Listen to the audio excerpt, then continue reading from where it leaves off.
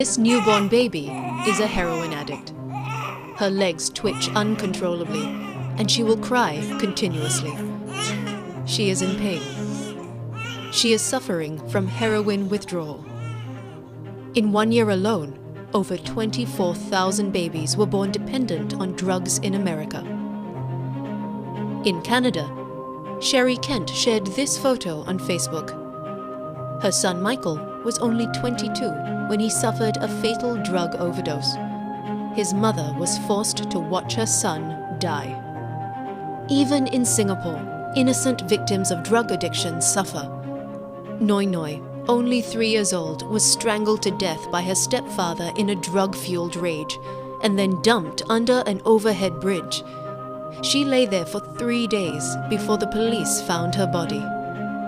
Those who oppose strong deterrence against drug abuse often say that addiction is a victimless crime. That is a lie.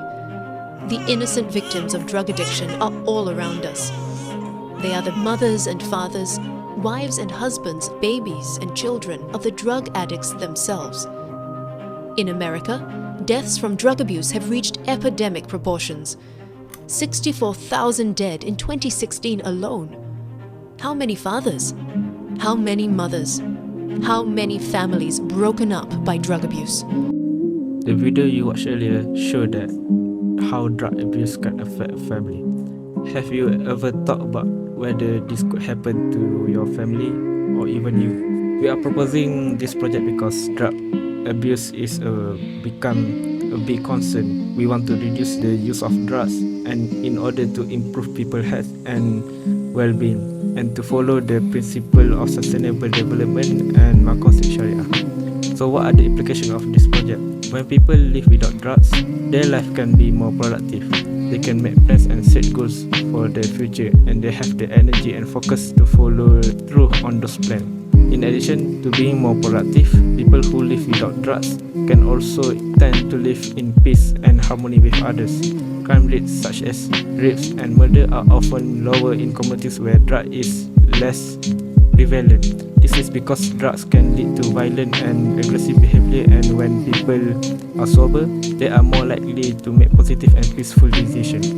Society where people live without drugs can also lead to a strong institution. Government and other organizations can work together to address the issues of drug and addiction and provide support and resources for those who are struggling.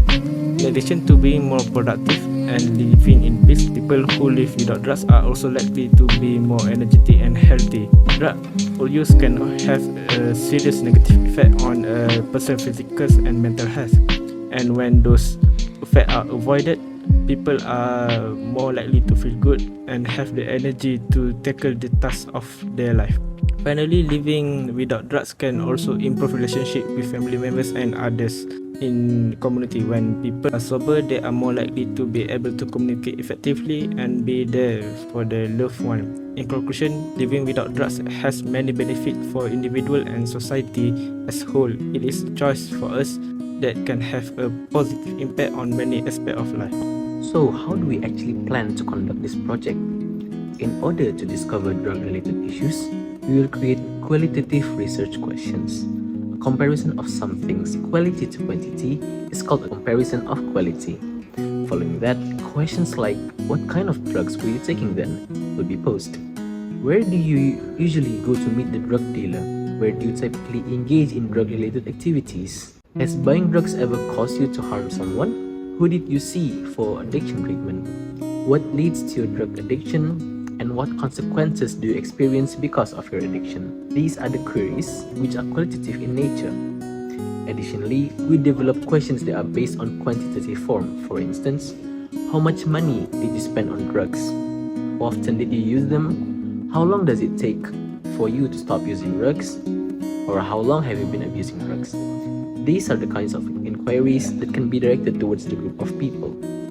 We opted to distribute the questions to a specific group of people, namely the former drug users. In Selangor, after developing questions based on the problematic drug, this is due to an increase in the number of new drug and addictions over time. As a result, it may be simple to learn more about the issues and experience of former drug addicts.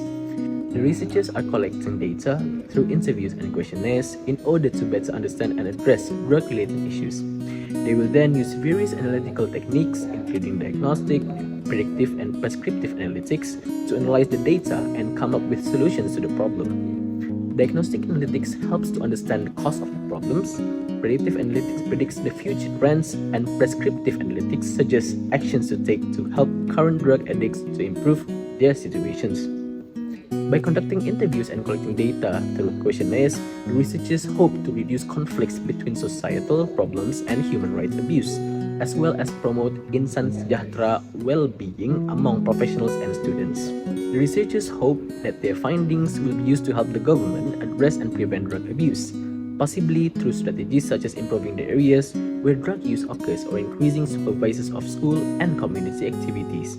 The data collected will also be helpful for individuals and families to take steps to prevent drug addiction. Maybe that's all from us from Group G Sustainable Development. Thank you.